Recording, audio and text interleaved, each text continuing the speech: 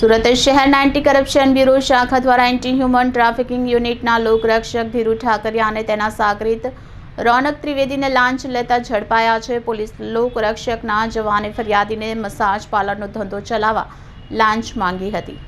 મળતી માહિતી મુજબ anti human trafficking unit crime બ્રાન્ચના લોકરક્ષક ધીરુ ઠાકરિયાએ ફરિયાદીને મસાજ પાર્લરનો ધંધો શરૂ કરવા માટે પ્રોત્સાહન આપ્યું હતું। બાદમાં આ ધંધામાં કોઈ રેડ ન પડે કે હેરાનગતિ ન થાય તે માટે રોનક ત્રિવેદી નામના વચેટિયા મારફતે ફરિયાદી પાસેથી લાંચની માંગ કરવામાં આવી હતી। આ સમગ્ર મામલે ફરિયાદી પાસેથી ₹25,000ની માંગ કરવામાં આવી હતી। ફરિયાદી લાંચ આપવા ઈચ્છુક ન હોવાથી તેમણે એન્ટી કરપ્શન બ્યુરોનો સંપર્ક કરી ફરિયાદ નોંધાવી હતી।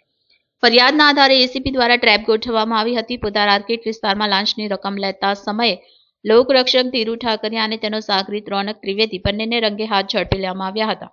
હાલ બંને લાંચિયાની ધરપકડ કરી લેવામાં આવી છે અને એન્ટી કરપ્શન બ્યુરો દ્વારા વધુ તપાસ હાથ ધરવામાં આવી છે। આ ઘટનાથી પોલીસ તંત્રમાં ખળભળાટ મચી ગયો છે। શું કહેશો પાના નામે એસીબીએ રિલેટ કરીને પ્રોજેક્ટ પૂરી કરી રહ્યું છે?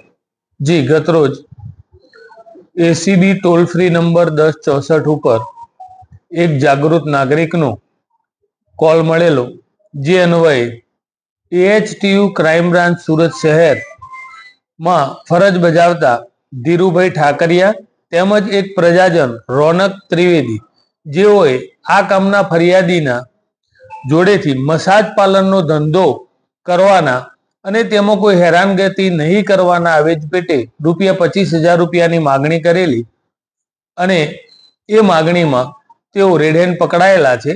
એ બંને વિરુદ્ધ કાયદેસર કાર્યવાહી હાથ ધરી આગળની તપાસ હાથ ધરવામાં આવેલી છે।